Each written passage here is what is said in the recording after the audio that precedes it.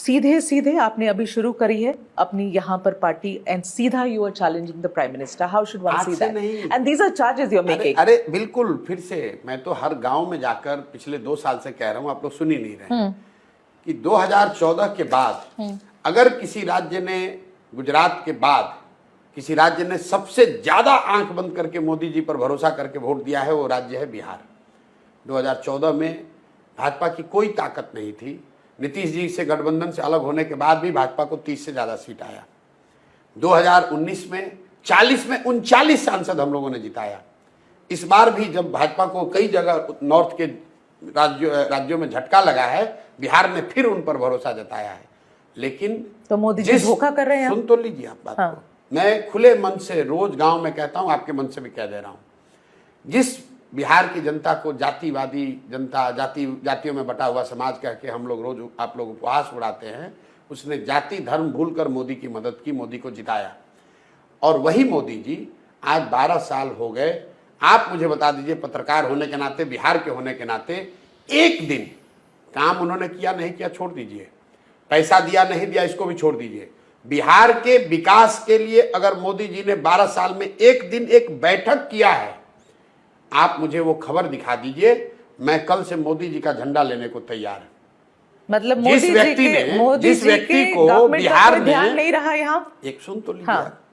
जिस व्यक्ति को बिहार ने अपनी जाति, अपने परेशानी सबको भूलकर, गुजरात के जिस व्यक्ति पर बिहार की जनता ने भरोसा किया, आंख बंद करके वोट दिया, उस राज्य के बच्चों के लिए मोदी जी ने 12 बरस में एक दिन नहीं निकाला है.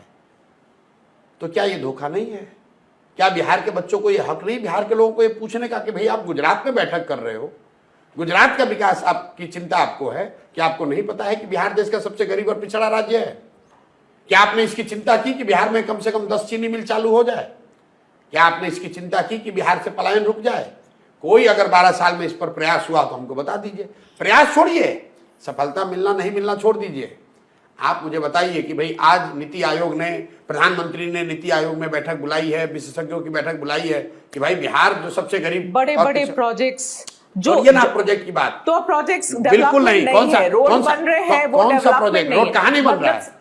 तो अगर रोड यहाँ बन रहा है तो वो डेवलपमेंट नहीं है. बिल्कुल नहीं बन रहे हैं, डेवलपमेंट कौन सा स्कूल बनाया? IIMITs आ रहे कौन हैं, सा बनाया? कहाँ बनाया? मतलब आप कह रहे हैं कि 12 साल में कोई डेवलपमेंट मैं कह रहा हूँ, कुछ नहीं हुआ. बिल्कुल मोदी जी ने, केंद्र सरकार ने बिहार के विकास के लिए कुछ भी नहीं किया. मैं कह रहा हूँ बैठक नहीं किया, आप कह रहे किया. रोड, आप कह रहे रोड बना. अरे भाई, आपको अगर रोड बनाना है, ईस्ट और वेस्ट को आपको लिंक कर रहे हैं, ईस्ट वेस्ट कॉरिडोर बन रहा है, तो क्या बिहार को आप इरेज कर दीजिएगा? बिहार के थ्रू ही तो रोड जाएगी.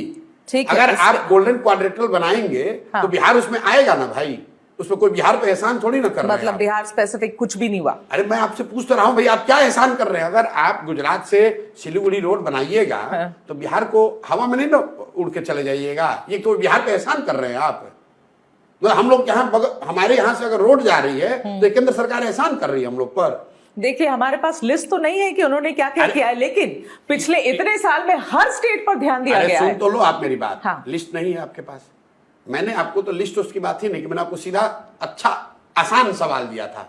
आप पत्रकार हैं, आप एबीपी को बोलिए कि 12 बरस में एक बैठक हमको खाली दिखा दो आप, जो बिहार के विकास के लिए उन्होंने बैठक किया था कि भाई बिहार जो देश का सबसे गरीब और पिछड़ा राज्य है, वहां पर शिक्षा के लिए, पलायन के लिए, इंडस्ट्रियलाइजेशन के लिए, शहरीकरण के लिए मोदी जी ने एक्सक्लूसिवली लगा रहे हैं बिहार के लिए. बिल्कुल, अगर बिहार के लिए, अरे भाई तो बिहार की परेशानी है. ये आपकी लड़ाई बीजेपी के साथ है, मेरी साथ नहीं है. वोट हम लोग देंगे और हमारे नाम पे कर्जा लगे, डेवलपमेंट विकास